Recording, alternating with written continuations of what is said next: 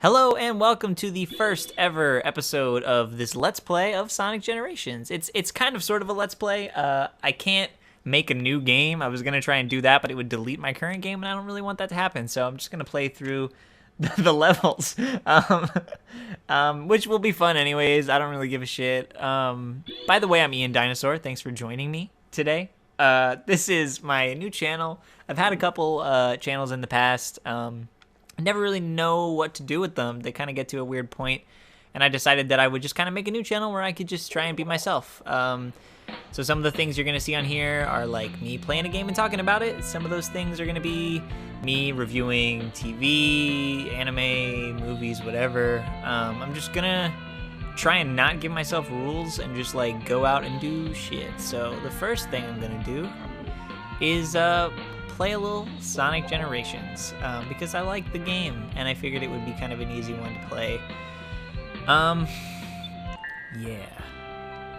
Yeah, I'm gonna do, so since I can't start a new game for whatever dang reason, I'm gonna play through the levels with the characters that I have. I've already beaten the game at this point. Not with the characters that I have, there are only 2 characters, and you get them from the get-go, rather with the abilities that I have. And change the music for every level that I play, because I love that about this game, that you can change the music. I think it's dope, and this game is good. This game is well done. I couldn't decide what Sonic game to play first. You know, I have like, I didn't want to set up any of like my old consoles and try and hook those up to my capture card just yet. I have like an adapter to do that, but I figured I'm not gonna mess with it today. Instead, what I decided to do was just stick with my HDMI consoles, so like Xbox 360, Wii U, Xbox One. Oh, Supersonic already. Wow, just in time for me to stand here and wait for this platform to get back. Like perfect timing. Classic Sonic is so cute as Supersonic. It's like, you remember being way cooler when you were a kid and you were playing the classic games and you're like, holy shit, he's Supersonic, like he's insanely powerful now, but like he's like super chibi in this version because comparatively to modern Sonic, who's like the longest boy. The longest boy ever. Let's see. So we're in Green Hill Zone.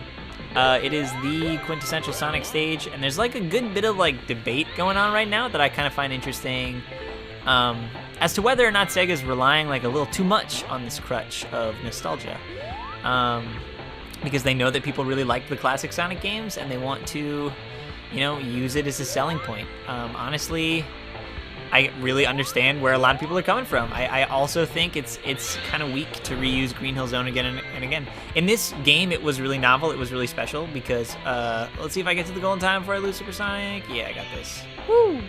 Thought I might run out of rings there.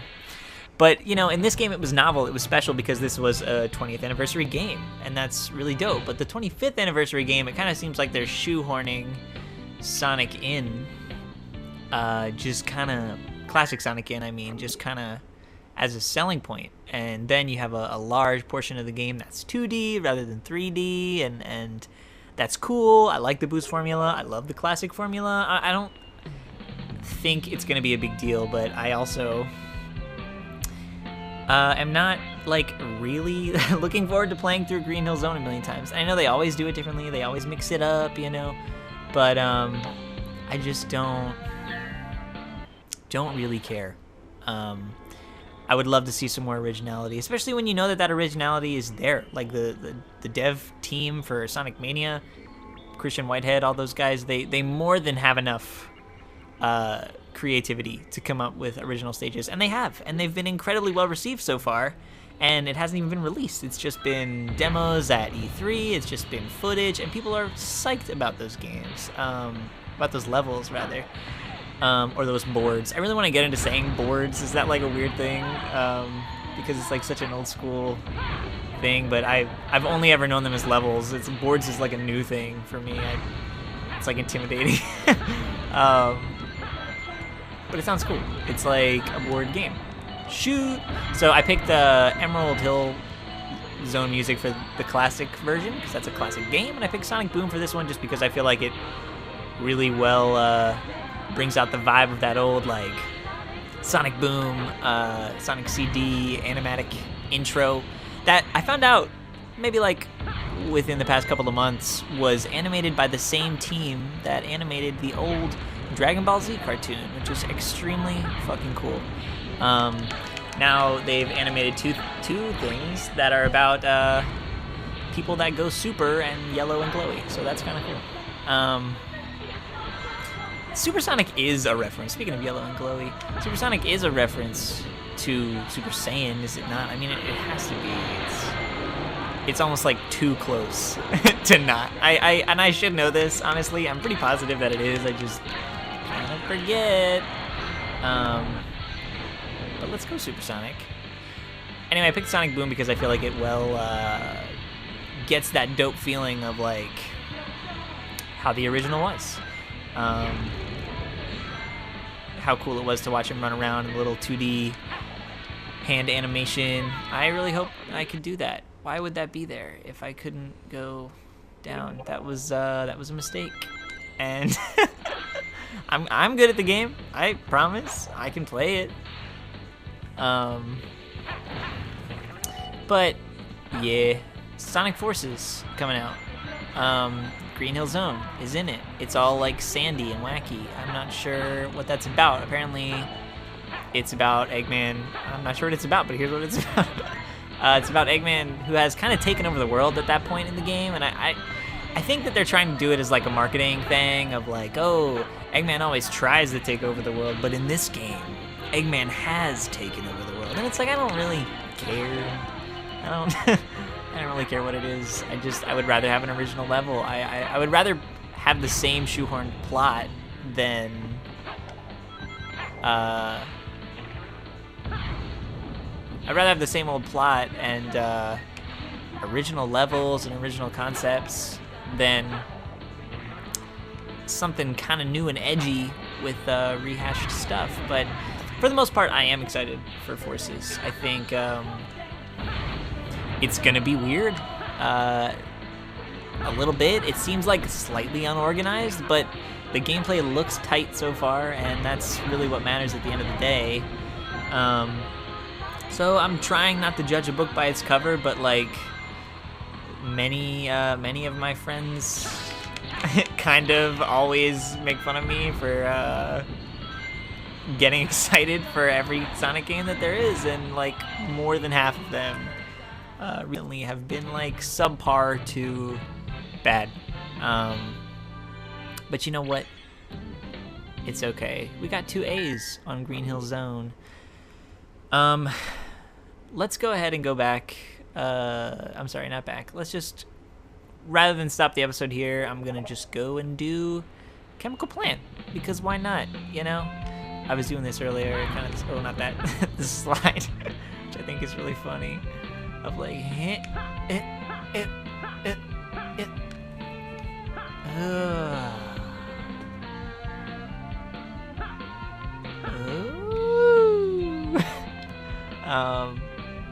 yeah, Chemical Plant.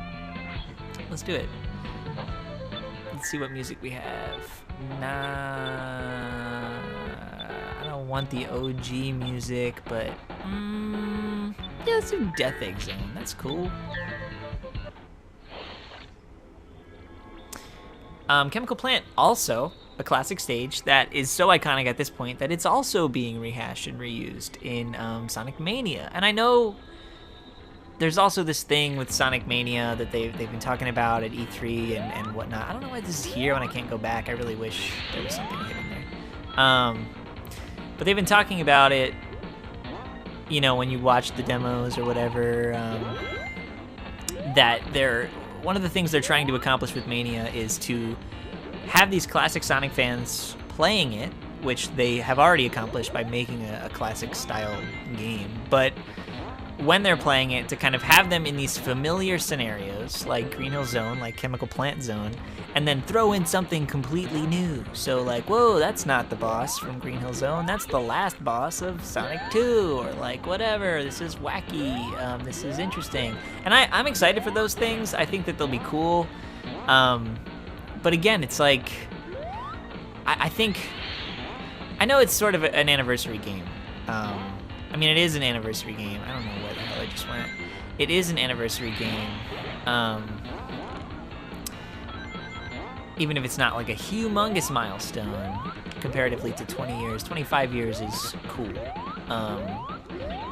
But it feels like they're trying to do things. They don't know if they want it to be its own thing, or they want it to be sort of more referential to those older times, sort of like as a tribute, as a nostalgia thing. And I get it, you know, if it's a tribute thing, if it's you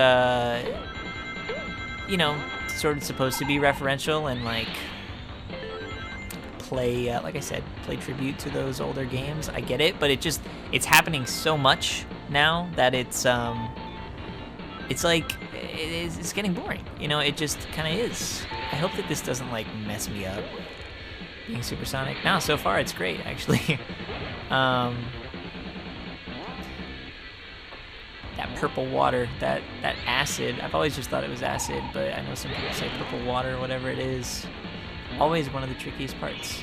Woo. We did it. And so, you know, Chemical Plant Zone hasn't been in that many games. It's really only been in Sonic 2, the mobile versions of Sonic 2, and this game right here, Generations. So this will be like the third game that it's in, but you know, I don't want it to be another Green Hill. I really don't. I want it to remain a special thing. I'm kind of complaining a lot about about these games reusing old stages. That's because I'm on the old stages. Yeah, boy, want that toxic cave. So Chemical Plant. Act 2, baby, Modern Sonic. Let's diggity do it.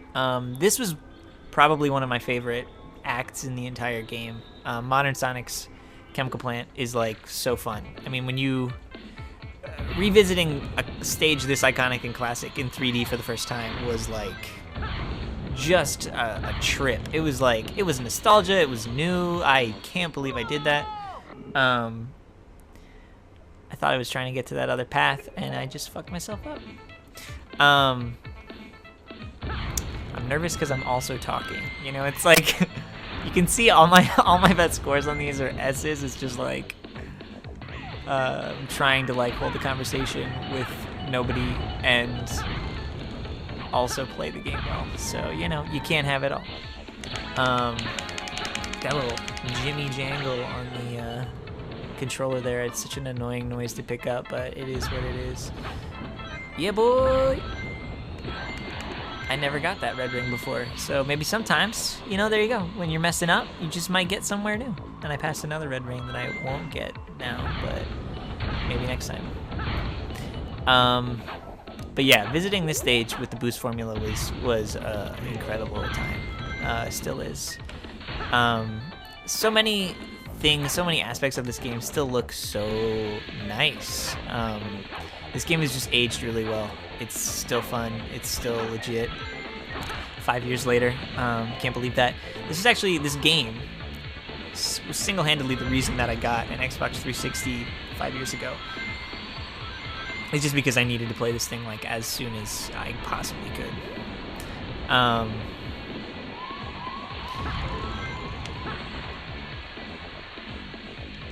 Yep. So I do have fond memories of Generations. Like I was saying, I couldn't decide on what game to play. God, I'm gonna be the most scattered brained Let's Player of all time. Why is this happening to me?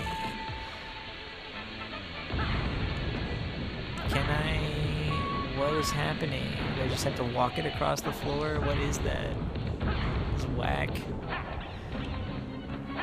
Oh God. Don't let me die. Don't let me die. Okay. Okay. There we go. See, we got this.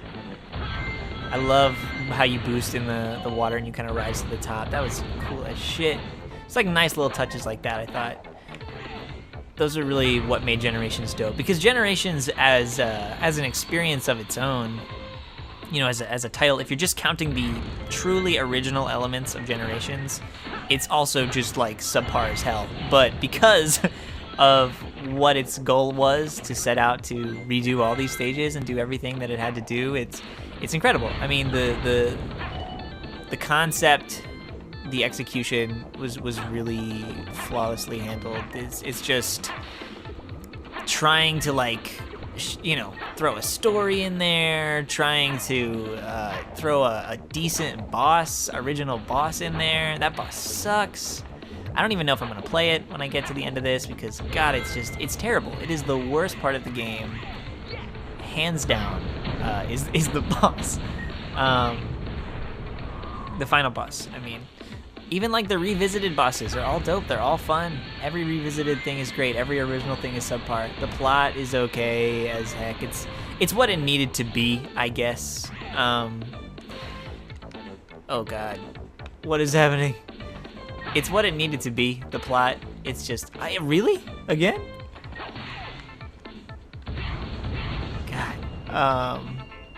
Just some kind of way to get modern Sonic and classic Sonic together, and I respect that. That's fine by me.